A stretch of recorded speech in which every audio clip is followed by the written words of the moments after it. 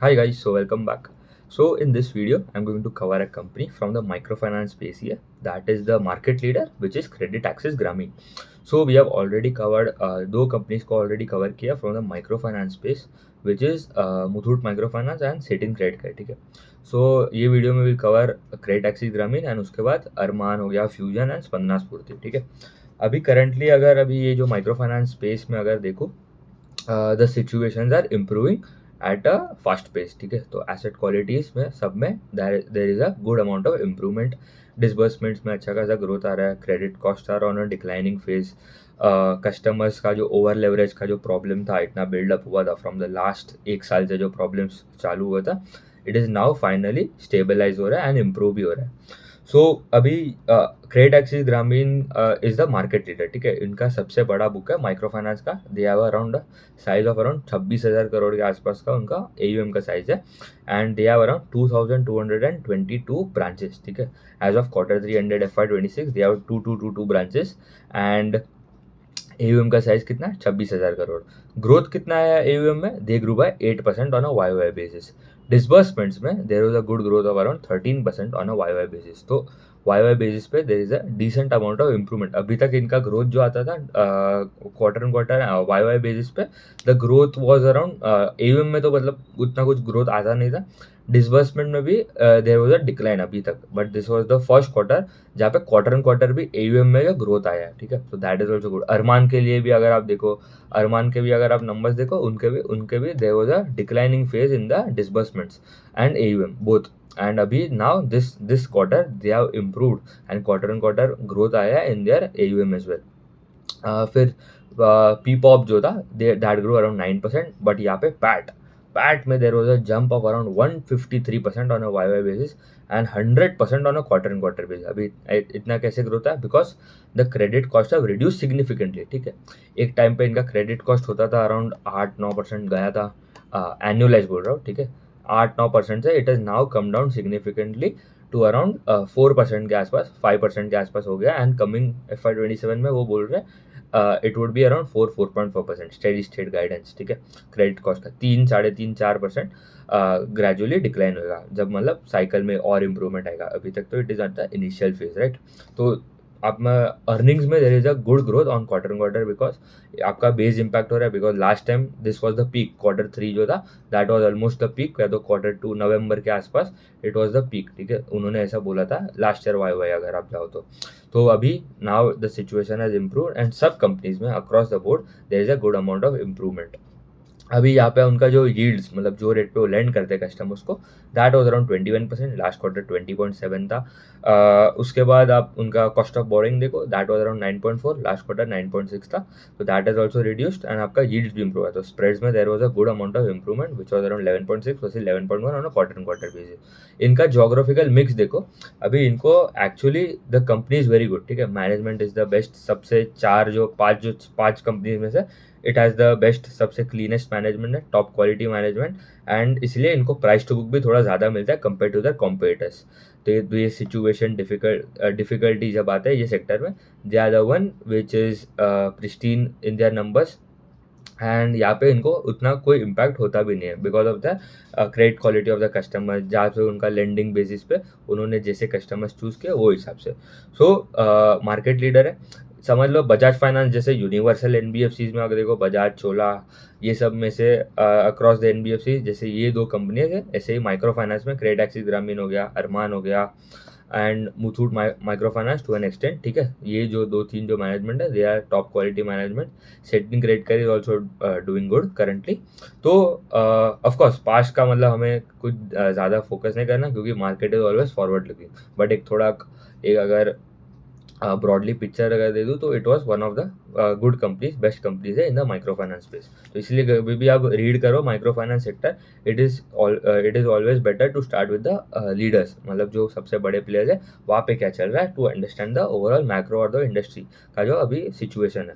इनका geographical mix अगर आप देखो, इनके दो स्टेट्स जो इनके टॉप 3 स्टेट है that is Tamil Nadu, Maharashtra and Karnataka. ठीक है, ये जो 2-3 स्टेट्स है उनका मेजोरिटी प्रेजेंस रहता है. कर्नाटका 30% आता है, Tamil Nadu is around 18 and Maharashtra 22%. अभी ये जो 2-3 स्टेट्स में से 2 स्टेट्स में there was an ordinance bill वो पास हुआ था कि जो कस्टमर्स है गवर्नमेंट ने बनाया था कि you can not force the customers to pay their EMIs, but ये रूल जो था that was only for the unorganise money lenders, ठीक है। मतलब जो दिन का 1,000 रुपया चार्ज करते हैं, वीकली 2%, वीकली 5,000 दे दो, वैसे मतलब जो अनऑर्गेनाइज लेंडिंग करते हैं, ठीक है, उनके लिए ये रूल्स बनाए थे। बट जो कस्टमर जिसने वो लोन लिया था उनको लगा कि it is the rule which will impact all the lenders. तो ऐसा नहीं है, जो आरबीएल रजिस्टर्ड है उनके लिए दिस वाज नॉट वैलिड। तो थोड़ा टेम्पररी देर वाज थोड़ा प्रॉब्लम हुआ था इनको भी, कस्टमर्स को लगा कोई पेमेंट अभी देना नहीं है, कोई फोर्स नहीं कर सकते, क्योंकि है ना, कर्नाटका या तमिलनाडु दो में से जहाँ पे पहले ऑर्डिनेंस बिल जो पास हुआ था वहाँ पे सुसाइड केसेस सब बढ़ गए थे। तो इसलिए गवर्नमेंट ने ये इनिशिएटिव लिया। फिर इलेक्शन भी होएगा वहाँ पे, तो इसलिए थोड़ा के पॉलिटिकल इम्पैक्ट भी उनको फेस करना पड़ा, जो भी तमिलनाडु कर्नाटका साइड जिनका ज़्यादा प्रेजेंट था। तो ये तो मतलब वहाँ पे मार्केट लीडर है, तो उनको थोड़ा ज़्यादा प्रॉब्लम हुआ। और वरना the company as already told in the Q3 of FY25 कि सिचुएशन बॉटम आउट हो गया। बट ये और 2-3-4 महीने का उनको इम्पैक्ट पड़ा, बिकॉज पहले वहाँ पे कर्नाटका में हुआ, फिर तमिलनाडु में वो रूल्स बनाए, तो इसलिए दैट इम्पैक्टेड देम। तो ये था उनका जोग्राफिकल मिक्स। अभी यहाँ पे उनका एयूएम का अगर आप मिक्स देखो, तो मेजॉरिटी जो आता है that is from the micro finance वाला इनकम जनरेटिंग जो लोन्स होता है, दैट इज अराउंड 82%। फिर उनका एक रिटेल फाइनेंस वाला ही सेगमेंट है, वो उन्होंने थोड़े क्वार्टर्स पहले, 1 साल पहले लॉन्च किया, विच इज़ वेरी लेस। उसमें भी मेजरली अनसिक्योर्ड ही है, बट सिक्योर्ड बुक खाली अराउंड जो अभी 26,000 करोड़ है, उसमें से अराउंड 500 करोड़ के आसपास का सिक्योर्ड बुक है, ठीक है। तो it is very very less. And उसमें आप रिटेल फाइनेंस में आप देख लो, दैट वुड भी उनका एक उन्नति लोन्स करके, ठीक है। तो उसमें हाई टिकट साइज होता है थोड़ा, एंड उसके एक लाइटर वर्जन भी है। तो मेजरली वो होम लोन लैप वो वाले कैटेगरी में थोड़ा फोकस कर रहे हैं देयर एज वेल, ठीक है। एक अनसिक्योर्ड वाला उनका उन्नति लैप, उन्नति वाला बुक हो गया, फिर एक छोटा लाइटर वर्जन है, एंड उसके बाद एक आपका home loan lap which is around 3-4%, ठीक है, सिक्योर्ड वाला जो बुक है। तो majorly it is still majorly unsecured focused lender. Around 90-95% अभी भी जो आता है that is from the unsecured. Company बोल रहा है उनको ग्रेजुअली 15-20% उनको करना है दे आर सिक्योर्ड वाला book, which would be coming in the coming 3-4 साल में, 2028-2029 तक उनको करना है कि जो रिटेल वाला बुक है that can go in double digit at least, मतलब 10-12% के आसपास तो जाना ही चाहिए। उसके बाद आप आरओई के नंबर्स भी देखो, there was a good improvement there as well. तो रिटर्न रेशियोज में एडजस्टेड आरओई, बिकॉज ये टाइम तो मतलब वो लेबर कोड का भी इम्पैक्ट था, इसलिए एडजस्टेड बताया। तो ROE improve from 7% to around 15% के आसपास, क्योंकि 100% आपका क्वार्टर ही अर्निंग्स में ग्रोथ आ गया पैट में, इसलिए वो भी डबल हो गया। एंड आरओए अराउंड 1.8 से 3.7 हो गया, that also doubled on quarter basis. Company का बोलना है स्टेडी स्टेट आरओए जो है दैट वुड बी अराउंड 4.5। मतलब ये तो खाली एक क्वार्टर का नंबर था, तो gradually the situation will improve more. And company का एसेट क्वालिटी में भी आप देखो, पार 15 प्लस एक्रीशन का एक नंबर होता है, ठीक है। उसका मतलब क्या वो भी समझ लेते हैं। पार 15 मतलब पोर्टफोलियो एट रिस्क, ठीक है। पोर्टफोलियो एट रिस्क मतलब 15 प्लस, मतलब 15 days have been passed from the date of the EMI. जो भी कस्टमर का जो लोन का जो डेट होगा, ईएमआई का डेट, उस वो डेट से 15 दिन पास हो गए। एंड ऐसे कस्टमर्स जिसके 15 दिन पास हो गया, जिसने अभी तक पे नहीं किया।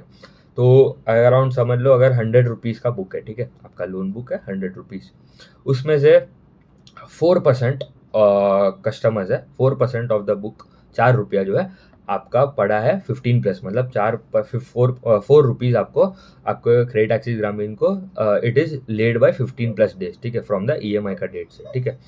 अभी नेक्स्ट महीने आते आते ये हो गया था आपका फेब्रुवरी में, एग्जाम्पल 1 फरवरी को 4% था पार 15 प्लस का नंबर, वो हो गया 5%, ठीक है। तो there is a 1% increase in the accretion rate. तो आपको देखना है डायरेक्शन, ठीक है, हमें चाहिए नीचे आना चाहिए, ये नंबर जो है पार 15 एक्रीशन का वो नीचे आना चाहिए।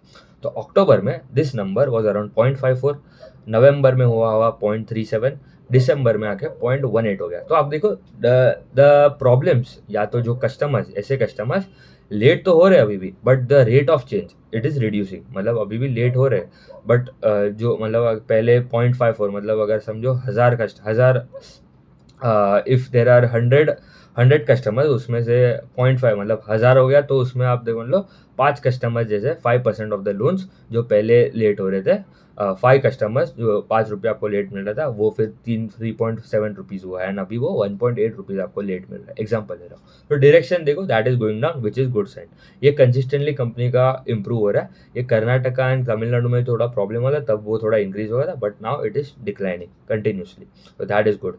उसके बाद उनका कलेक्शन एफिशिएंसीज का भी नंबर अगर आप देखो, दैट इज ऑल्सो इम्प्रूव। मतलब अगर 100 रुपये अगर आपको कलेक्ट करना है ये महीना, आपको मिला 98 रुपीज़, लास्ट मंथ मिला था 97, तो कलेक्शन एफिशिएंसी भी बढ़ रहा है, मतलब राइट पेमेंट्स टाइम पे मिल रहे हैं, that is also good, right.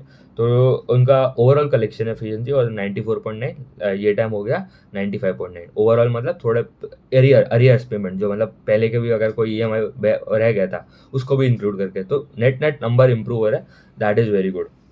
And credit cost also it is declining, and ये टाइम अराउंड 4% था, 5.2% था ऑन एनुअलाइज बेसिस अगर देखो तो। एंड ये कंपनी बोल रहा है कि it would go to around 4% by FY27, तो 5 से रिड्यूस हो गया 4.5 तक आना चाहिए 2027 तक, that is also good. Growth का गाइडेंस उनका जो था वो तो मतलब पहले बोला था, pre problems they use to grow at around 23-24% के आसपास, एंड अभी भी उनका जो गाइडेंस है, उनका दो माइक्रो फाइनेंस वाला जो बुक है, right, that industry micro finance वाला जो इंडस्ट्री है दैट इज ग्रोइंग एट 10-15% के आसपास, ठीक है। तो they aim to grow at around 14-15% के आसपास इन द MFI वाला जो book on the upper band of the industry का ग्रोथ, ठीक है, बिकॉज ये सबसे बड़ा प्लेयर है, तो थोड़ा डिफिकल्टी होता है इनको ग्रो करने में भी, एंड ये आपका पूरा अनसिक्योर्ड है, ठीक है, micro finance is completely unsecured, right. तो माइक्रो फाइनेंस में they are targeting around 13-14% growth, and retail वाला जो बुक है उसमें they are targeting around 100% growth, तो इसलिए नेट नेट अगर आप देखो growth would be around 20% plus, ठीक है। अभी ये रिटेल वाला जो शेयर है it can also going ahead, it can improve significantly अगर growth rates become around north of 100%, क्योंकि वो छोटा बुक है, राइट, तो मतलब वहाँ पे स्केल करना it would not be difficult. 200 crore 500 crore से you can easily go to 1000 crore, अभी अराउंड 1600 करोड़ के आसपास है, that can go to 3300 crore, तो दैट इज ऑल्सो गुड। उसके बाद उनका मार्जिन के लिए निम्स उन्होंने बोला it would be in the range of around 14-14.5%, क्योंकि ये यील्ड इंप्रूवमेंट आया था दिस टाइम, बिकॉज एक आपको इनका कैसा था कि अभी जो कस्टमर डिफॉल्ट हो गया, राइट, तो उनको राइट ऑफ करना पड़ता है, राइट, तो यहाँ पे आपको इंटरेस्ट रिवर्सल लेना पड़ता है, क्योंकि आपने जो इंटरेस्ट बुक किया है, नेट इंटरेस्ट इनकम जो आता है आपका, ठीक है, interest income interest expense PNL statement में, बैंक का PNL स्टेटमेंट अलग होता है NBFC का compare to normal income statement, right, तो आपको इंटरेस्ट रिवर्सल्स थोड़े कम हुए थे, तो दैट हैज हेल्प देम कि आपका यील्ड बढ़ा, and also NIMs they are targeting 14-14.5%, अभी कितना उनका निम्स इट इज अराउंड 13.9%, तो वो भी इंप्रूव होने वाला है गोइंग अहेड, तो that is also good. And ROA का नंबर वो टारगेट कर रहे हैं 4.4 to 4.5% on steady state basis, and credit cost to be almost similar या थोड़ा इंप्रूव होगा Q4 में आते आते, एंड कॉस्ट ऑफ बोरिंग भी उनका कम होने वाला है every quarter for next 3 quarters, उन्होंने बोला around 10-20 basis point, 10-15 basis point तो पकड़ ही लो, इट कैन इम्प्रूव बिकॉज अभी जो रेपो रेट का जो कट आ रहा है MCLR benefits would be passed on in the coming few months और क्वार्टर्स, तो that is also good. And retail finance as I told, उनका जो बुक है that can become around 15-17% of the overall AUM by FY27, अभी हम around Q3 of FY26 में it is at around 14%, it can go to around 15-17% आते आते जा सकता है, ठीक है, तो that is also good. And secured वाला मिक्स उन्होंने बोला है सिक्योर्ड अनसिक्योर्ड अलग है, एंड रिटेल फाइनेंस एंड आपका MFI वाला अलग है, ठीक है, रिटेल फाइनेंस के अंदर भी अनसिक्योर्ड है, तो मतलब ऐसा नहीं है कि मार्जिन में थोड़ा प्रॉब्लम होगा, but net net it would be stable only, उतना ही रहेगा अराउंड जो उन्होंने बोला है 14-14.5% ऑफ निम्स। एंड उन्होंने बोला कि कॉमेंट्री में तो यही था कि December was much better, Karnataka Tamil Nadu ये सब स्टेट्स में there is a good amount of recovery, resilience दिख रहा है कि ये स्टेट्स में अभी जो प्रॉब्लम्स हो रहे थे, कोई पेमेंट टाइम पे नहीं दे रहा था, they are now paying their times, और वो नए ब्रांचेस भी ऐड कर रहे हैं, they have added around 15 branches in this quarter, and उनका जो मार्जिनल कॉस्ट ऑफ बोरिंग है, मतलब जो एक्चुअली मतलब जो ये महीने में जो नया जो इंक्रीमेंटल उन्होंने पैसा उठाया, ठीक है, that was at a rate of around 8.9%, overall उनका ब्लेंडेड कॉस्ट ऑफ बोरिंग कितना है 9.4, वो भी नीचे आ रहा है, तो दैट इज ऑल्सो गुड, तो नेट नेट ब्लेंडेड बेसिस पे reduction in cost of borrowing as I told around 15-20 basis point के आसपास आ सकता है in the coming few quarters, तो गुड कंपनी। बट यहाँ पे अभी एक कंसर्न या तो एक प्रॉब्लम अगर देखो कि इज देयर वैल्यूएशन, ठीक है, अभी ये मार्केट लीडर है, उसके बाद आता है companies like Muthoot micro finance, that is at a one time price to book, वहाँ पे भी अच्छा ग्रोथ आ रहा है, 15-20%, 15% growth they are targeting this year, 20% target कर रहे हैं इन FY27 में, and फिर आगे जाके जैसे सिचुएशन इंप्रूव होता है तो ग्रोथ कैन एक्सेलरेट मोर। फिर अरमान जैसा कंपनी हो गया, that they are targeting around 25% growth in FY27, highest अगर देखो तो, स्मॉलेस्ट साइज भी छोटा है, ठीक है, तो एक बेनिफिट उनको भी बोलता है। फिर मैनेजमेंट तो उनका भी मतलब it is top notch management, ठीक है।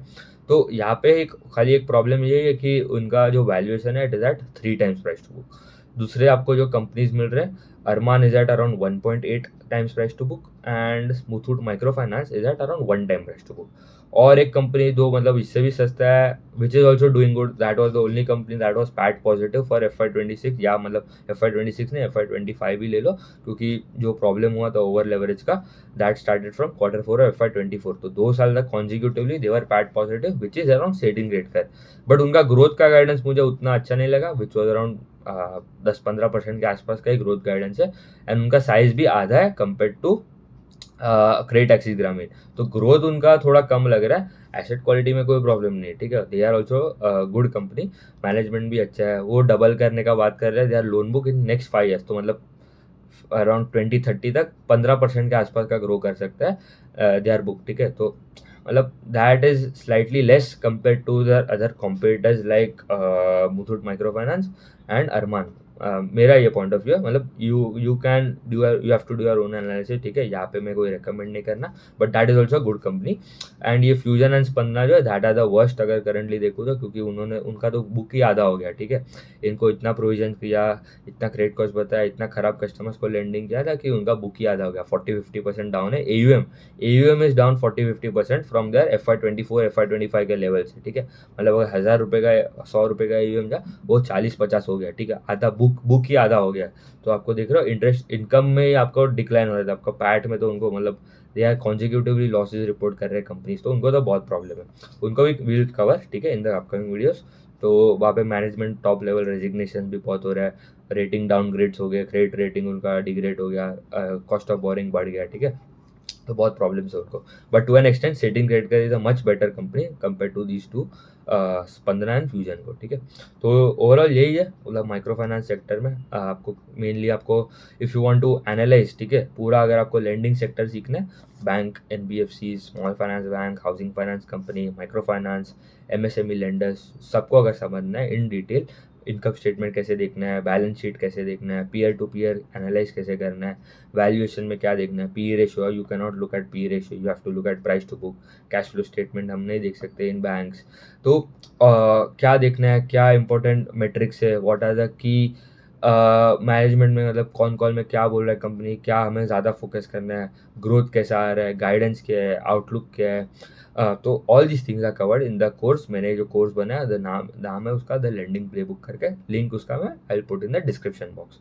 सो ठीक है, उतना ही रखते हैं, थैंक यू।